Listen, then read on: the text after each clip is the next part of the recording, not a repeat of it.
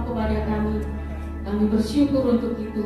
Kalau kami boleh ada hingga sekarang Tuhan, semuanya hanya karena kasih kemurahan Tuhan bagi hidup kami. Terima kasih Bapa di sorga.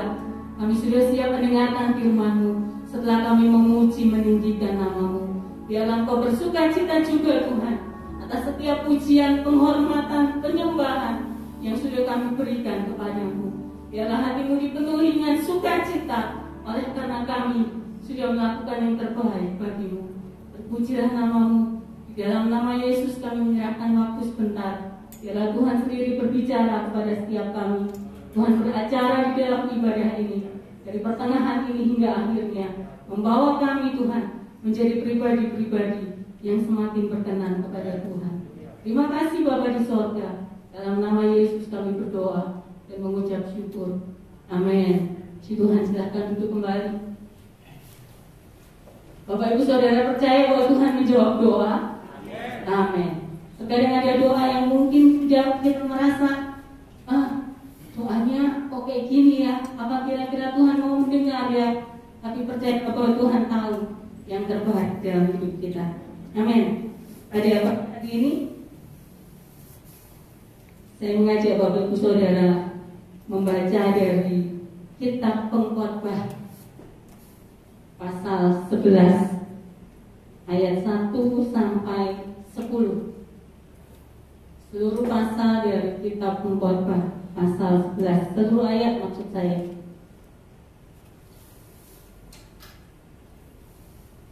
Pengkhotbah pasal 11 ayat 1 sampai ke 10. Judul perikopnya adalah pedoman-pedoman hikmat. Kita akan baca bergantian, ayatnya banyak. Saya akan baca ayat yang pertama, kemudian Bapak Ibu membaca ayat yang kedua dan seterusnya. Pedoman-pedoman hikmat. Lemparkanlah rotimu ke air, maka engkau akan mendapatkannya kembali lama setelah itu. Ayat kedua,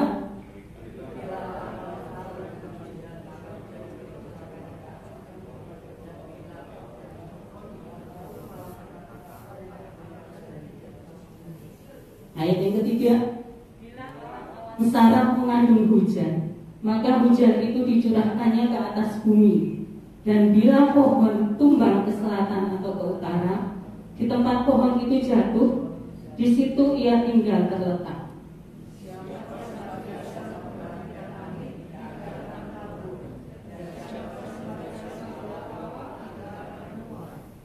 Sebagaimana engkau tidak mengetahui jalan angin dan tulang-tulang dalam rahim seorang perempuan yang mengandung, demikian juga engkau tidak mengetahui pekerjaan Allah yang melakukan segala sesuatu.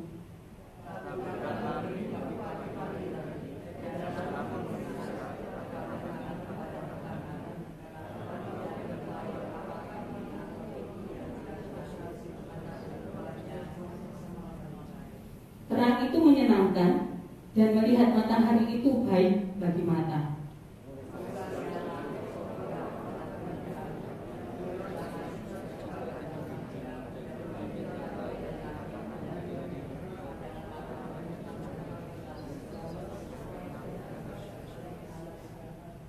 Bersukarialah hai pemuda dalam kemudaanmu, biarlah hatimu bersuka pada masa mudamu, dan turutilah keinginan hatimu dan pandangan matamu. Tetapi ketahuilah bahwa karena segala hal ini Allah akan membawa engkau ke pengadilan.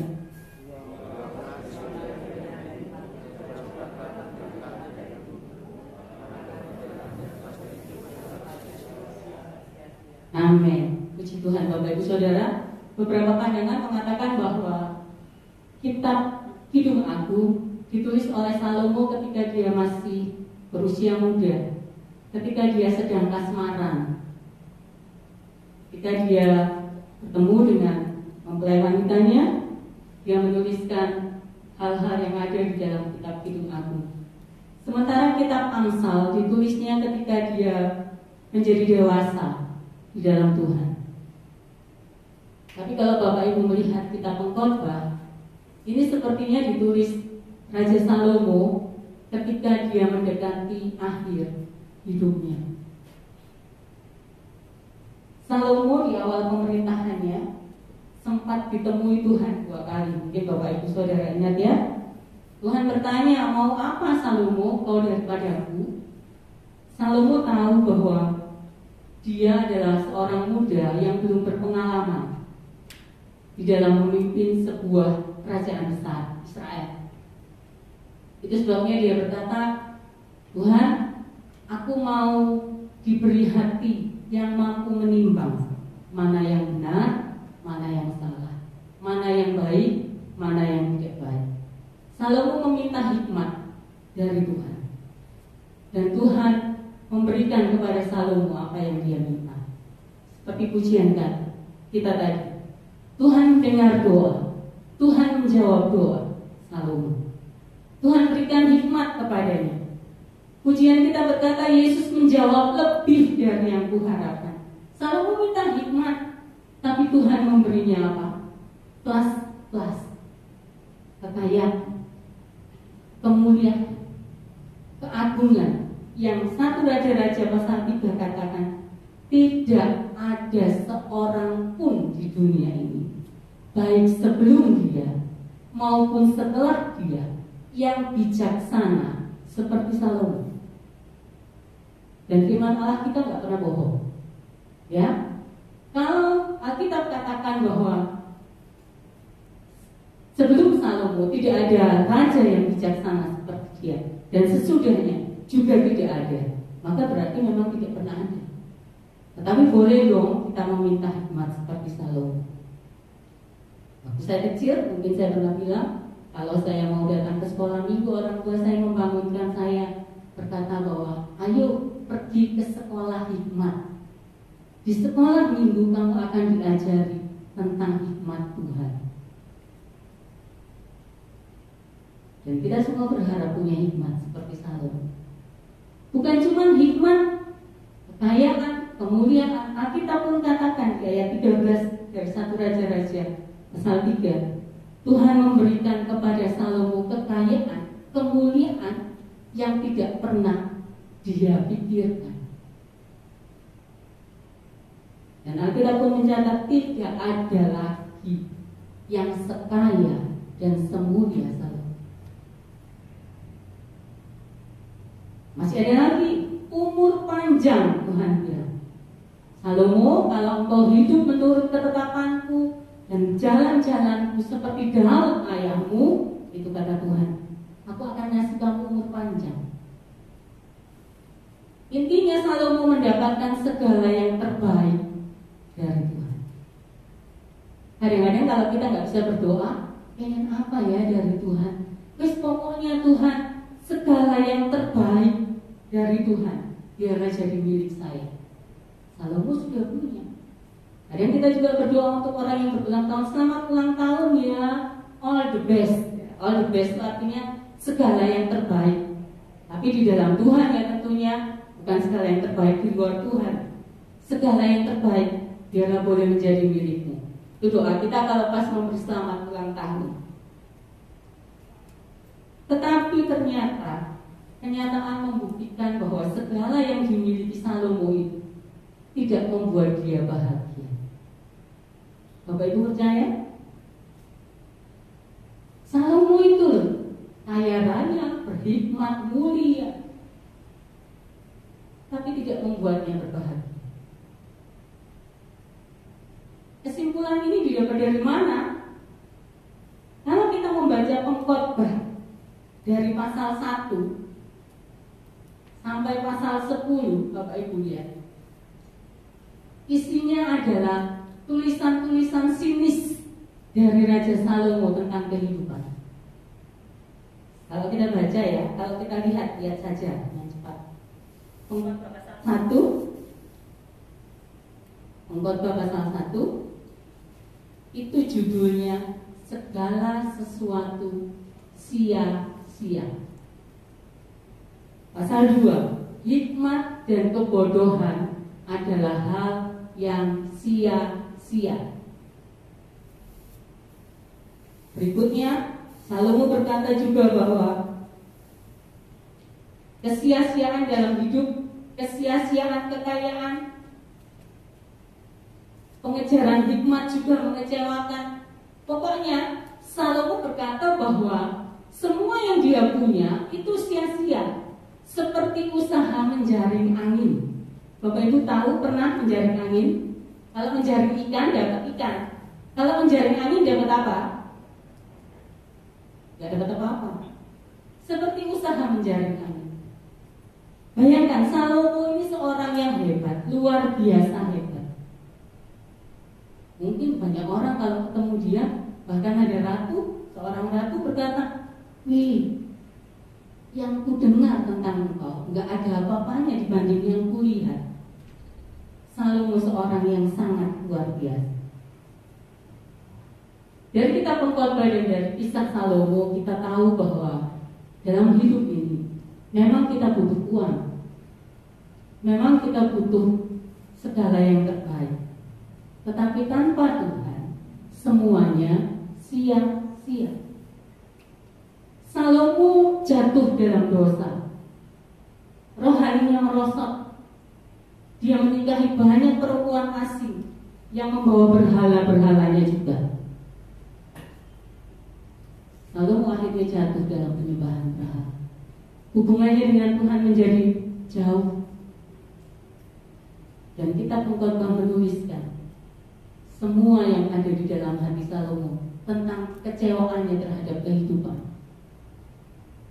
Tapi puji Tuhan, sejak di pasal 11 ada yang berbeda dengan tulisan Salomo. Dari pasal 1 sampai 10 kita akan pelajari ini.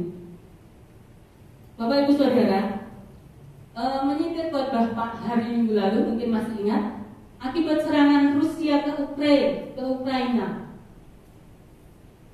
semua menjadi berubah. Harga bahan pokok naik, betul Bapak Ibu? Kalau saya sih tidak pernah ke pasar, sorry. Jadi saya tidak tahu. Tapi yang saya dengar dari pembantu, ini naik, itu naik, ini mahal, itu mahal. Dari barang-barang yang sepele. Minggu lalu Pak Hari bilang garam itu pun naik. Garam padahal itu bukan daging, garam ya naik. Iklim berubah, cuaca kadang panas, kadang hujan. 2 minggu sudah saya mengalami flu, pilek yang menurut saya aneh ya. Waktu bulan Februari saya kena COVID, dinyatakan kena COVID. Rasa badan saya nggak seperti sekarang gitu. Ya menurut saya waktu itu biasa aja ya, ternyata COVID gitu ya. Tapi yang kali ini saya pilek, cuman pilek 2 minggu nggak sembuh. Semua jenis obat sudah saya minum, tapi kalau kata suami saya bilang gini, lah habis jadi dokter sendiri. Waktunya minum obat 3 kali sehari, cuma diminum 2 kali sehari. Bosen soalnya minum obat.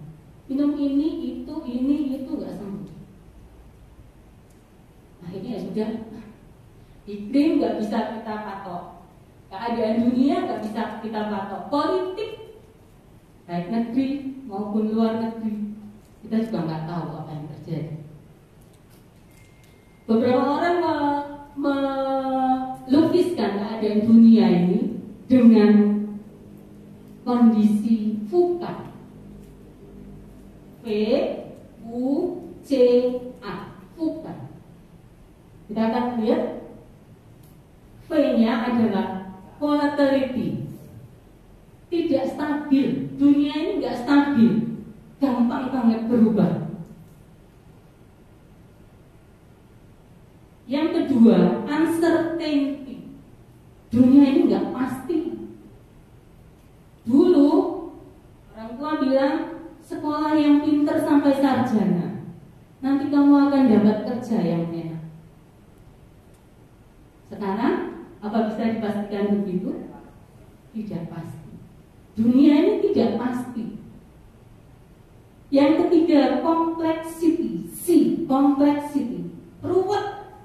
Rumit, chaos di mana-mana. Ada banyak hal yang tidak kita, gimana ya mikirnya, bingung. Dan yang keempat, ambiguity. Ya ini, nggak jelas. Maunya apa dunia ini, nggak ngerti kita. ambiguity. Beberapa ahli menyimpulkan inilah keadaan dunia kita saat ini. VUCA, VUCA. Tapi bersyukur kita punya Tuhan yang tidak pernah berubah. Amin. Firman Tuhan bilang dulu, sekarang, sampai selama-lamanya. Amin. Tuhan Yesus tidak berubah. Kalau manusia sih berubah, dari muda jadi tua. Dari yang tadinya misalnya pemarah bisa berubah jadi lebih baik, atau yang tadinya baik bisa jadi lebih buruk. Ada perubahan-perubahan. Begitu pula dunia kita. Tapi di pasal 11 Pengkhotbah, Raja Salomo mengajar kita beberapa hal. Mari kita belajar dari sini. Kita baca kembali pedoman-pedoman hikmat dari Raja Salomo. Yang pertama, lemparkanlah rotimu ke air, maka engkau akan mendapatnya kembali lama setelah itu. Salah satu arti kata Ibrani dari kata roti yang dilempar, itu bukan roti dilempar ke air gitu, enggak ya. Itu artinya biji-biji gandum, butiran gandum yang ditanam, ditabur ke air. Itu kebiasaan orang Mesir, yang ladang-ladang mereka itu setiap tahun selalu digenangi air bah dari sungai Nil. Jadi ladangnya itu pernah satu waktu pasti berair semua, dilanda banjir. Tapi mereka tetap menaburkan benih-benih gandum itu. Kalau ada benih ditabur di air, mungkin ada yang takut ke tetangganya. Tapi mungkin ada juga yang masuk ke tanahnya sendiri. Mereka tidak pedulikan itu. Yang penting pada saatnya panen, mereka panen. Mereka lihat, oh tetanggaku juga panen, aku juga panen. Hal ini menggambarkan keinginan Salomo mengajarkan kita untuk murah hati. Bapak Ibu Saudara, saya nggak tahu pengajaran Salomo yang di ayat 1 ini kok murah hati duluan.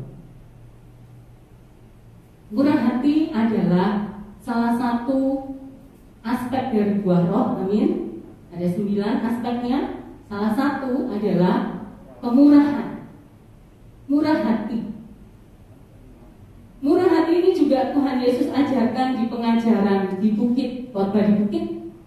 Berbahagialah orang yang murah hatinya, karena mereka akan beroleh kemurahan. Kalau Bapak Ibu ingat, di PB ada sebuah kisah luar biasa Tuhan bikin mujizat, berasal dari kemurahan hati seorang anak. Anak kecil ini punya 5 roti, 2 ikan. Murid-murid bertanya, ini dibuat apa Tuhan? Ini loh bekalnya seorang anak. Tapi anak ini kasih kepada murid Tuhan dan dibawa kepada Yesus. Bapak Ibu tahu yang terjadi bukan? 5.000 orang laki-laki makan sampai kenyang. Belum termasuk perempuan dan anak. Masih ada susuk 12 bakul penuh. Kemurahan hati sekalipun kecil itu bisa Tuhan bikin jadi sesuatu yang luar biasa. Amin. Kalau Bapak Ibu Saudara datang ke gereja ini, bukan besarnya persembahan yang Tuhan perhatikan. Kita masih ingat ketika Tuhan Yesus nongkrongi peti persembahan, ada orang kaya yang nyemplungkan uang banyak, kerincing. Tapi ada seorang janda yang cuma punya 2 keping duit. Nyemplungnya juga gak kerincing banyak gitu, cuma mungkin kerincing 2 kali.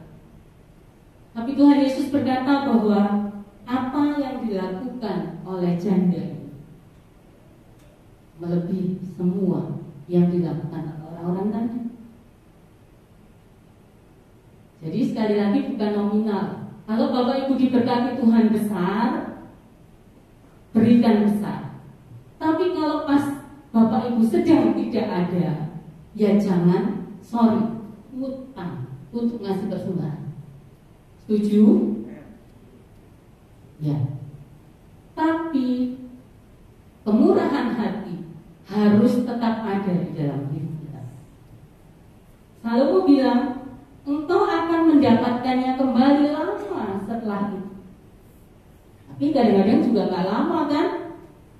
Ada orang yang bersaksi gini, aku loh habis ngasih itu, sebentar kemudian ada yang ngasih berkat Kak. Itu instan. Tapi ada juga yang nabur terus. Enggak. Nah, kuncinya setelah menabur jangan dipikiri. Tabur saja. Bisa jadi bukan kita yang akan mendapatkan hasilnya. Mungkin anak kita, mungkin cucu kita. Ya, apa yang kita alami sekarang mungkin juga berasal dari orang tua kita yang sudah berbuat baik pada zamannya, atau kakek nenek kita. Intinya, murah hati, taburkan yang terbaik. Amin Bapak Ibu. Itu pelajaran pertama dalam kehidupan yang tidak pasti. Kehidupan yang tidak pasti kadang membuat orang jadi gini. Aku tak nabung banyak-banyak buat belikan rumah anakku. Satu anak satu, boleh. Tetapi ingat bahwa ada bagian yang dimakan, ada bagian yang harus ditabur. Itu pelajaran pertama dari Pengkhotbah 11 ayat yang pertama. Sekarang kita membaca ayat 4 sampai 5. Pengkhotbah 11 ayat 4 sampai 5. Siapa senantiasa memperhatikan angin tidak akan menabur, dan siapa senantiasa melihat awan tidak akan menuai. Sebagaimana engkau tidak mengetahui jalan angin dan tulang-tulang dalam rahim seorang perempuan yang mengandung, demikian juga engkau tidak mengetahui pekerjaan Allah yang melakukan segala sesuatu. Bapak Ibu Saudara, kalau misalnya petani mau menabur, terus dia melihat angin, rasanya hari ini nggak baik. Besok dia keluar lagi, rasanya nggak baik juga hari ini. Besok lusa, rasanya nggak baik juga. Kapan dia maju? Kapan dia bergerak?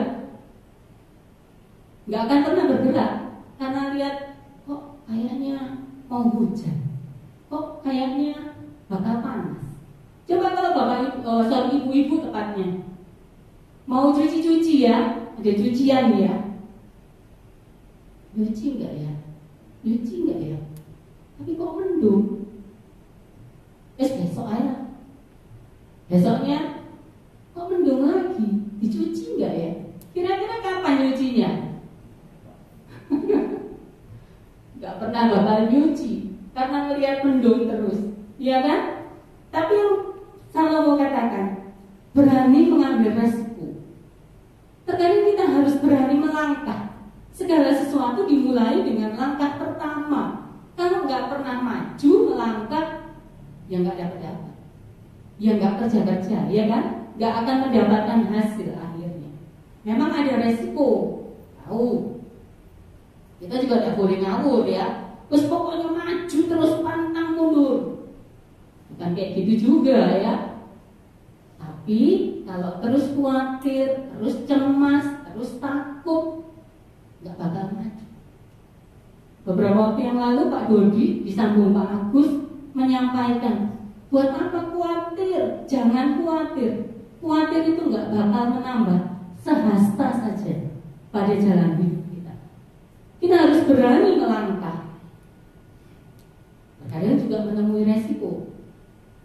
Bagian ayat yang lain berkata, sebelum maju perang, hitung-hitung dulu. Sebelum invest misalnya, hitung-hitung dulu. Kita nggak tahu hari besok, tapi minta hikmat Tuhan untuk memberikan kita paling tidak pencerahan apa yang akan terjadi. Kita nggak pernah tahu hari esok, tapi Tuhan kita sudah ada di hari esok. Amin. Dia ada di depan kita. Puji Tuhan.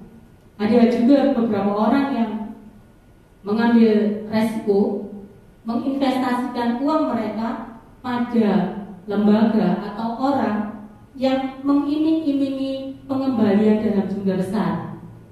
Dalam sebulan kamu akan dapat bunga 5%. Bayangkan, uang 1 juta dapatnya berapa? 1 bulan oke, 2 bulan oke, 3 bulan oke, bulan berikutnya hilang. Jadi mau invest pun harus hati-hati, tapi juga tidak terlalu hati-hati. Ya, tetap minta hikmat Tuhan. Selalu mengatakan inilah pedoman-pedoman hikmat untuk menjalani kehidupan. Berikutnya kita akan baca ayat yang ke-6. Taburkanlah benihmu pada pagi hari, dan janganlah memberi istirahat kepada tanganmu pada petang hari, karena engkau tidak mengetahui apakah ini atau itu yang akan berhasil, atau kedua-duanya sama baik. Di bagian ini Salomo mengingatkan kita pembacanya untuk bekerja dengan keras, bekerja dengan giat, bekerja dengan rajin. Kita melakukan yang terbaik di dalam segala hal yang kita lakukan. Kalau Bapak Ibu seorang karyawan, seorang pengusaha yang punya kewajiban setiap hari datang ke tempat kerja, saya kurang tahu apakah Bapak Ibu Saudara juga merasakannya. Tapi kalau saya bangun pagi itu rasanya penuh perjuangan. Betul? Atau ada yang enggak? Bangun pagi pasti semangat. Kalau saya, alarm saya berbunyi jam 5, itu saya bilang, Tuhan kok sudah jam 5 ya? Kayaknya baru aja tidur, kok sudah harus bangun. Dan itu perjuangan benar buat saya. Entah kalau buat Bapak Ibu ya. Kalau Bapak Ibu menikmati ritme ini ya puji Tuhan. Tapi bagaimanapun kita harus bangun. Kita harus melakukan pekerjaan kita. Jangan misalnya alarm berbunyi meleset lagi tiba-tiba jam 7. Ya terlambat kalau kantor. Atau pengusaha, alah aku bos kok, wes aku tak datang jam 11 aja. Ya nggak apa-apa juga. Tapi kan nggak jadi contoh buat karyawan. Bekerja dengan keras. Kalau mau bilang pagi nabur benih, sore jangan nganggur, jangan cuma begini. Itu membuktikan bahwa perlu kerja keras di tengah-tengah dunia yang seperti ini. Kalau pengusaha, yang melakukan usahanya dengan baik. Kalau karyawan, yang melakukan tugasnya dengan baik. Jangan telatan. Kalau istirahat makan siang baliknya ya jangan nanti aja. Biasanya istirahat kantor 12 sampai 1. Sekali-sekali pulang jam 2 balik kantor. Ya nggak apa-apa juga sih. Tapi lama-lama orang akan lihat orang ini loh nggak ngerti ya kalau jam istirahatnya 12-1 ya misalnya. Apalagi di dalam pekerjaan pelayanan Tuhan kepada Tuhan. Kita harus beri yang terbaik. Amin. Minggu enak-enaknya tidur, kita harus bangun pagi. Mungkin yang rumahnya jauh harus naik motor. Perjalanan kalau dihitung misalnya hampir 1 jam, capek. Ngapain sih? Ibadah cuma gitu aja. Atau wis pilih online aja, gampang wis, pokoknya ibadah. Ya nggak apa-apa juga. Kalau menurut Bapak Ibu itu baik. Tapi saya katakan bahwa di dalam segala hal kita perlu perjuangan. Kita perlu berusaha keras. Kita perlu bekerja keras. 2 Timotius 2 ayat 6 berkata, seorang petani yang bekerja keras, dia yang akan pertama kali menikmati hasilnya. Dan ketika hasilnya itu ada, wah rasanya kita bersuka cita. Bapak Ibu Saudara, kalau tanggal 31 atau tanggal 30 setiap akhir bulan, saya senang melebihi hari-hari yang lain. Kenapa? Gajian itu upah saya setelah bekerja. Dan upah yang diterima karena pekerjaan kita itu sesuatu yang luar biasa. Itu berkat Tuhan melalui apa yang sudah kita lakukan. Amin. Jadi bekerja keras, giat, jangan malas. Salomo juga bilang di Amsalnya, seorang pemalas itu gimana Pak? Oh, nggak boleh makan. Seorang pemalas nggak boleh makan. Itu kata perjanjian baru. Kalau Amsal bilang seorang pemalas itu kayak pintu yang nempel di engselnya. Cuman gini-gini. Pintu kan gitu aja ya. Bahkan ada salah satu ini yang Salomo bilang, mau masukkan makanan ke mulut aja loh rasanya, tangannya ditaruh, tidak segera diangkat dimasukkan. Terus pokoknya ditaruh saking malasnya. Jangan malas. Salomo bilang belajar kepada semut. Badannya kecil, tapi dia bisa punya makanan. Ya, Bapak Ibu Saudara, itu yang ketiga yang kita dapatkan dari Pengkhotbah pasal 11. Yang berikutnya kita akan baca ayat 7 dan 8. Terang itu menyenangkan dan melihat matahari itu baik bagi mata. Oleh sebab itu, jikalau orang panjang umurnya, biarlah ia bersukacita di dalamnya. Tetapi hendaklah ia ingat akan hari-hari yang gelap, karena banyak jumlahnya. Ditutup juga dengan segala sesuatu yang datang adalah kesia-siaan. Bapak Ibu Saudara, di ayat ini Salomo mengingatkan kita untuk perlu keseimbangan antara bekerja keras, tapi perlu juga istirahat. Perlu bekerja, tapi perlu juga refreshing. Ya, jadi jangan kerja terus. Sabtu, Minggu, Senin, Selasa terus kerja.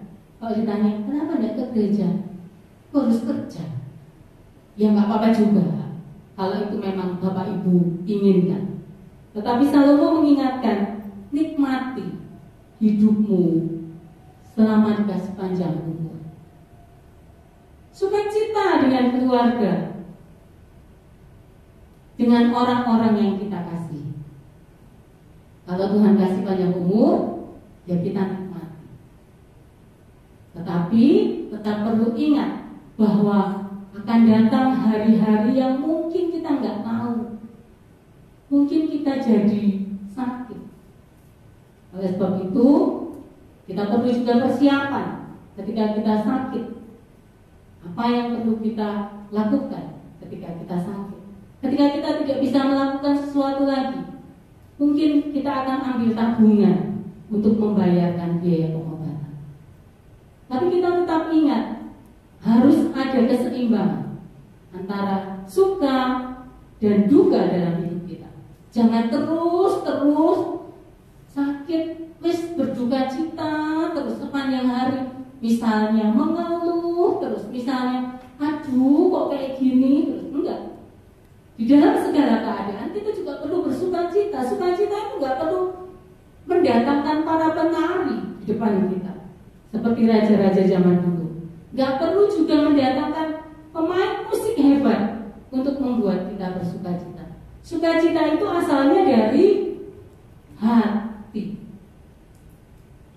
Tentu saja hati yang dipenuhi oleh Roh Kudus. Karena sekali lagi sukacita pun itu adalah salah satu aspek dari buah Roh Kudus. Jadi nikmati kehidupan kalau Tuhan kasih kita. Jangan misalnya kalau anak-anak kita ngajak kita nge-mall, ngapain nge-mall? Anak kita ngajak, ayo nonton bioskop yuk. Nggak rohani.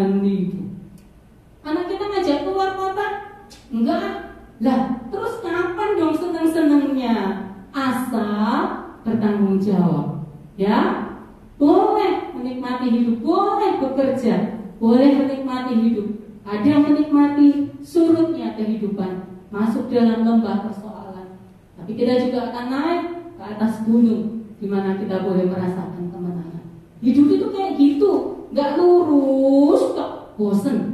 Kata orang kalau nyetir di jalan tol bisa ngantuk, kadang-kadang perlu speed trap, gitu ya. Kadang-kadang perlu ada polisi tidur, gitu ya, supaya kita nggak ngantuk. Nah, hidup itu Tuhan bikin kayak gitu. Kadang-kadang senang, kadang-kadang juga sedikit susah, kadang-kadang persoalan besar, tapi itu akan membuat kita semakin kuat di dalam Tuhan. Amin. Karena ketika kita lemah, Rasul Paulus bilang sebenarnya kekuatan Tuhan itu ada dalam kita. Ketika kamu lemah, kamu bisa merasakan kekuatan Tuhan. Tapi kalau sepanjang hidup kita merasa nggak perlu Tuhan, ya akan ada satu waktu di mana kita akan bilang, Tuhan ternyata berlupa.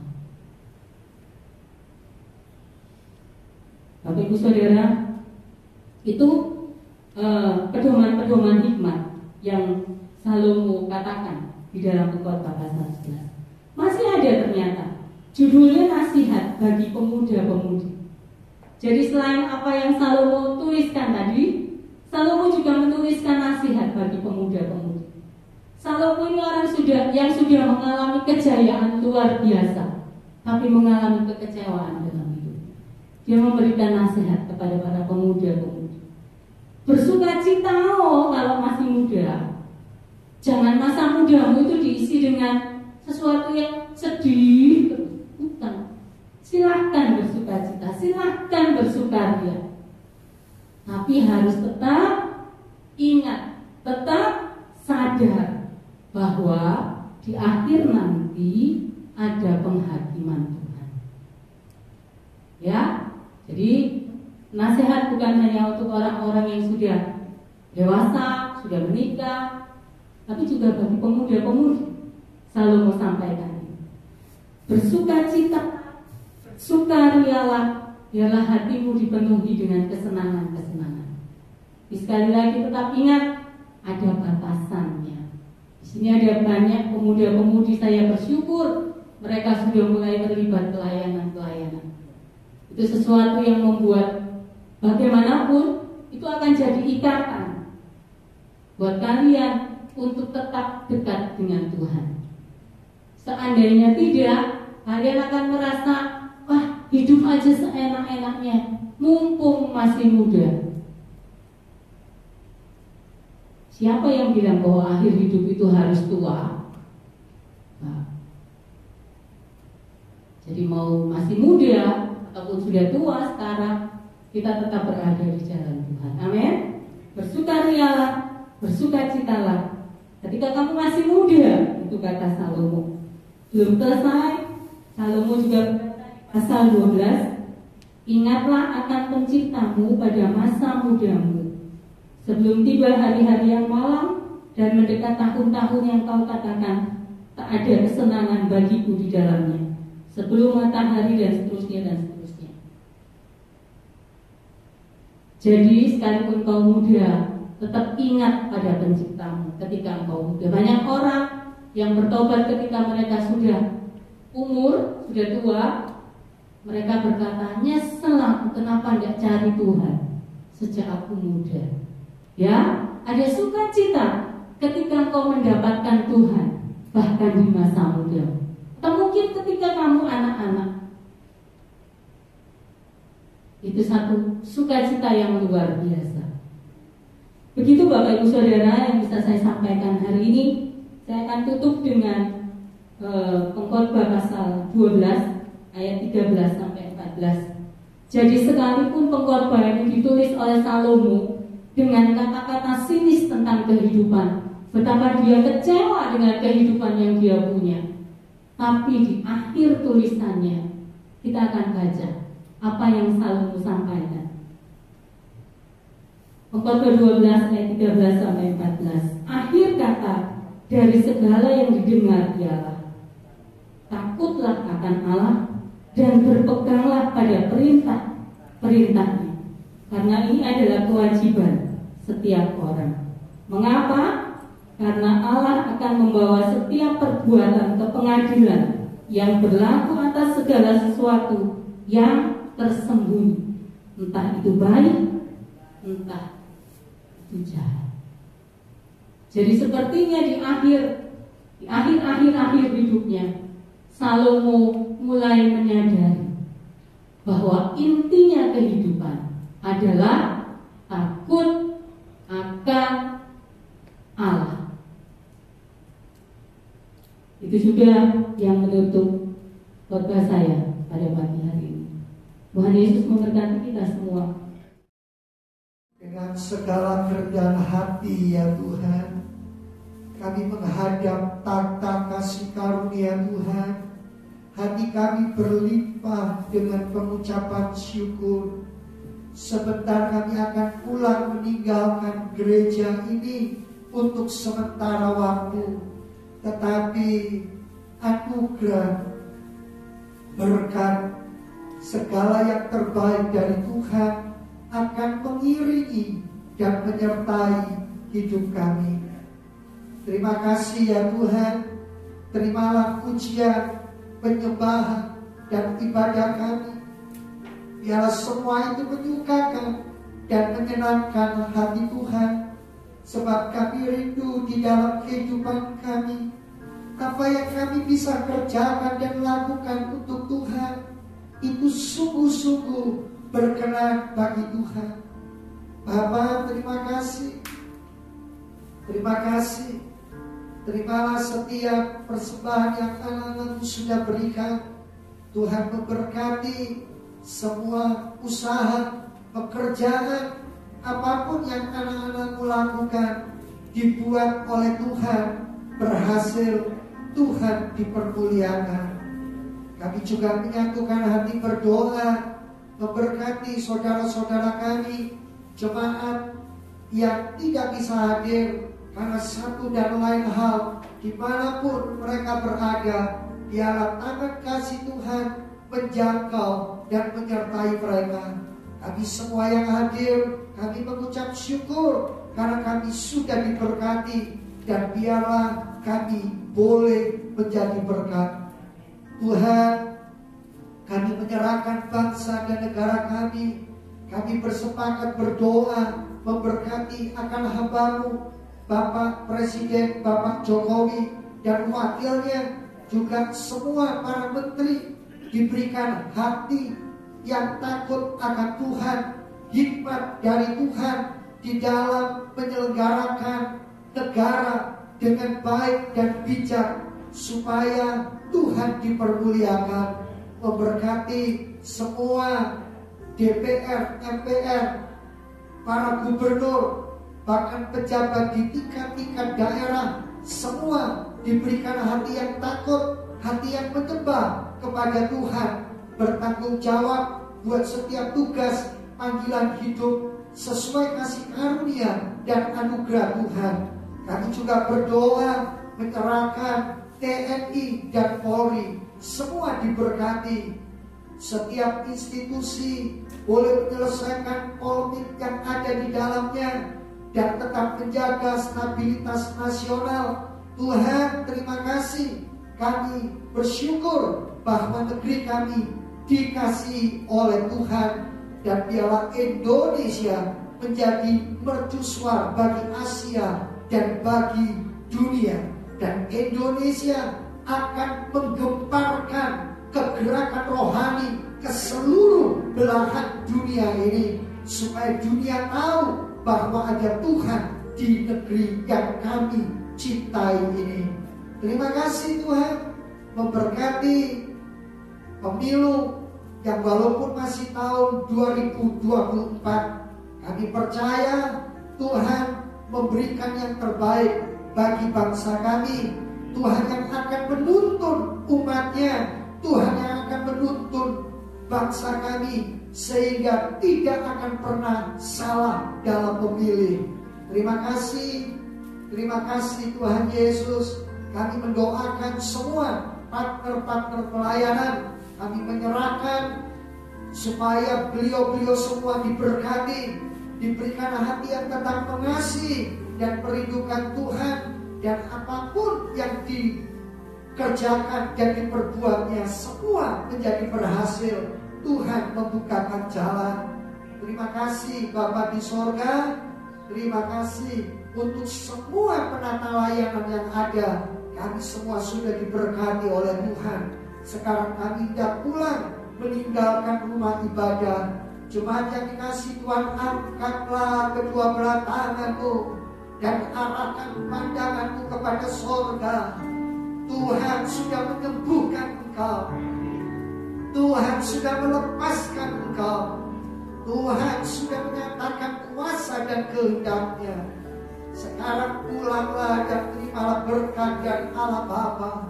Biarlah cinta kasih kemurahan Tuhan Yesus Kristus Sang Putra di dalam persekutuan daripada Allah Roh Kudus menyertai dan memimpin hidupmu sekarang bahkan sampai selama-lamanya.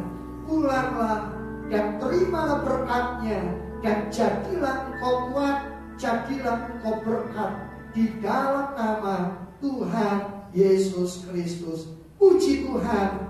Amin. Selamat hari Minggu. Tuhan Yesus memberkati.